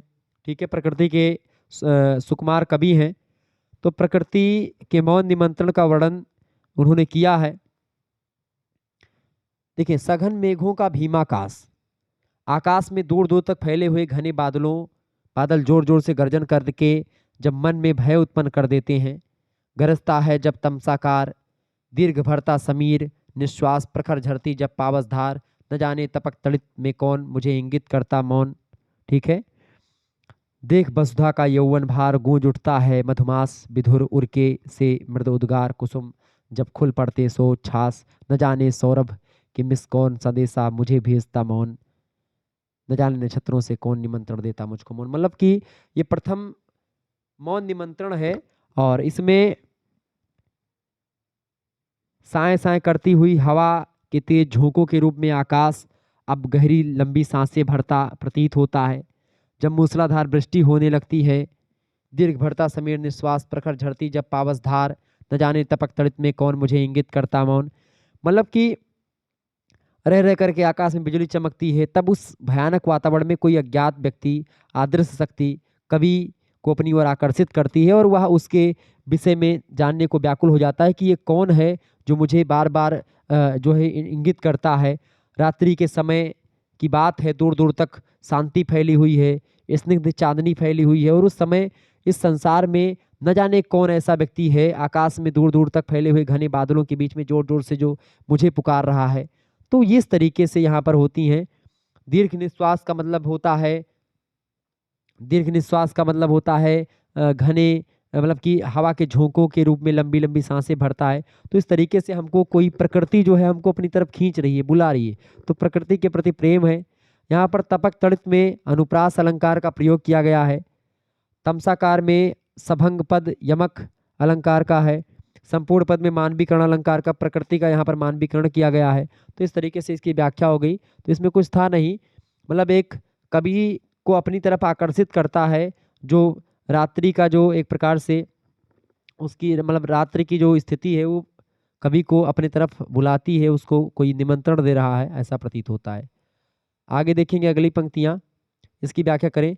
जाने दो वह कब कल्पित था, जाने दो वह कब कल्पित था, मैंने तो भीषण जाड़ों में नभचुंबी कैलाश शीर्ष पर महामेघ को झंझालित झंझानिल से गरज गरज भिड़ते देखा है, बादल को घिरते देखा है, अमल धवल गिर के शिखरों पर बादल को घिरते देखा है। ये पंक्तियां किसी और की नहीं है, ये पंक्तियां बैद्यनाथ मिश्रा बाबा नागार्जुन की है। नागार्जुन की कविता कौन सी है? बादल को घिरते देखा है, बड़ी अच्छी कविता है। अमल धवल गिर के शिखरों पर बादल को घिरते देखा है, छोटे छोटे मोती जैसे उसके शीतल तुहिन कणों को मानसरोवर की उन स्वर्णिम कमलों पर गिरते देखा है, बादल को घिरते देखा है, इस तरीके से। तो उसी के आगे की पंक्तियां हैं कि जाने दो वह कब कल्पित था। महाकवि कालिदास के बारे में यहाँ पर बताई गई। प्रसंग इसका ये है, संदर्भ तो आप सभी लोगों को पता हो गया होगा। संदर्भ ये है कि संदर्भ में क्या लिखेंगे, संदर्भ में सीधा सीधा लिखेंगे कि प्रस्तुत व्याख्या पंक्तियां या प्रस्तुत व्याख्या पद्यांश जो है वो मतलब कि कवि नागार्जुन के द्वारा रचित हैं और बादल को घिरते देखा शीर्षक से उद्धृत है। ठीक है। प्रसंग क्या है इसका? प्रसंग ये है कि जनवादी कवि नागार्जुन की प्रकृति वर्णन से संबंधित ये मनोरम पंक्तियां उसकी बादल को घिरते देखा शीर्षक से उद्धृत है। और प्रस्तुत पंक्तियों में कवि ने बादल के आंधी से भिड़ने का वर्णन किया है। पंक्ति में कवि कहता है कि अच्छा, यहां पर कवि कहता है कि दूध बनकर गए मेघ का चिंता मत करो, जाने दो वह कवि कल्पित था। वह तो मेघ तो कवि की कल्पना था। जब कालिदास के द्वारा कल्पित बादल तो प्राप्त नहीं होता है, लेकिन सर्दी के मौसम में हवा के टकराने वाले बादल अब भी दिखाई देते हैं। तो कवि जो कालिदास हैं उन्हीं को लेकर के रचना लिखी गई। और कालिदास की अगर बात करें तो कालिदास के संदर्भ में बादल इन्होंने लिखा, बादल को घिरते देखा है कि कालिदास ने एक रचना लिखी थी मेघदूत। तो मेघ को उन्होंने बादल को दूत बना करके भेजा था प्रेमी के रूप में, मतलब कि अपनी प्रेमिका के पास दूत बना करके बादलों के माध्यम से भेजा था अपनी रचना में। तो वहां पर नागार्जुन उन्हीं बातों को लेकर के यहाँ पर कहते हैं कि चिंता मत करो, जाने दो, चिंता मत करो, वह कवि कल्पित था। मतलब कि वो कवि ने कल्पना करी थी, वो मेघ तो कवि की कल्पना थी, वास्तविक नहीं था। कवि आगे कहता है कि मैंने तो भीषण जाड़ों में, कि मैंने भीषण सर्दी के मौसम में नभचुंबी कैलाश शीर्षों पर, मतलब कि आकाश को चूमने वाले, मतलब कि बहुत ऊंचे कैलाश शिखर पर विशाल मेघ को तूफानी वायु से गरज गरज कर टकराने की महामेघ को झंझानिल से गरज गरज भिड़ते देखा। झंझानिल मतलब कि एक प्रकार से जो ऊंचे ऊंचे कैलाश पर्वत के शिखर हैं, वो बड़े बड़े जो बादल हैं उस पे जाकर के तूफानी जो बादल हैं जाकर के उस पर टकराते हैं, गरजते हैं, टकराते हैं, उनको देखा है मैंने। मतलब कि मैंने देखा कि वायु अपनी पूरी शक्ति से बादल को उड़ाना चाह रही थी, लेकिन बादल अपने स्थान पर ही टिका रहना चाहता था। तो इस तरीके से बादल को घिरते देखा है मैंने, गरज गरज भिड़ते देखा है। तो मैंने हिमालय के शिखर पर बादल को घिरते देखा है, ऐसा कहा यहाँ पर नागार्जुन जी ने। तो अलंकार यहाँ पर है कवि कल्पित, मैंने में, महामेघ में, इन सभी में अनुप्रास अलंकार है, गरज गरज में पुनरुक्ति अलंकार है। तो ये कालिदास के द्वारा कल्पित बादल के बारे में चीजें बताई गई हैं और नागार्जुन ने यहाँ पर चीजें बताई हैं।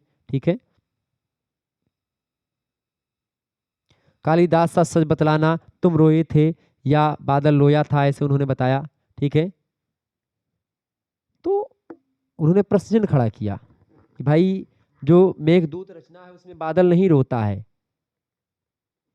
उसमें कवि की खुद की एक प्रकार से जो पीड़ा है वो दिखती है। अगला प्रश्न आपकी स्क्रीन पर आ चुका, कोई 2 प्रश्न आपको करने हैं खंडसा से, 450 शब्दों में प्रश्न का उत्तर लिखना है। देखिए, पहला प्रश्न, प्रयोगवाद और नई कविता को प्रतिष्ठित करने का श्रेय आज्ञे को है, इस कथन को प्रमाणित कीजिए। बहुत ही बढ़िया प्रश्न है, यह प्रश्न आप पढ़ लीजिएगा, आपकी सीरीज में मिल जाएगा। अगला प्रश्न, छायावादी कवियों में निराला का विशिष्ट महत्व है, सिद्ध कीजिए। बहुत महत्वपूर्ण प्रश्न, ये भी प्रश्न आ सकता है। अगला क्वेश्चन आप पढ़ लीजिए, तुलसी लोक समन्वय के कवि हैं, तुलसी जो है वो लोक समन्वय के कवि हैं, यानी तुलसी में समन्वय की विराट चेष्टा है। चाहे जो भी कवि प्रश्न पूछे तो आप आसानी से लिख पाएंगे। तुलसी से रिलेटेड ये प्रश्न पढ़ लीजिएगा। और इसके अलावा कबीर समाज सुधारक कवि थे या कवि हैं, इस कथन का उदाहरण व्याख्या कीजिए। बहुत ही महत्वपूर्ण प्रश्न है चारों, तो इन प्रश्नों को आप तैयार कर लीजिएगा। मिलते हैं फिर नेक्स्ट वीडियो में, तब तक के लिए जय हिंद जय भारत। आप सभी का बहुत बहुत धन्यवाद। Good night, I love you, बहुत बहुत धन्यवाद।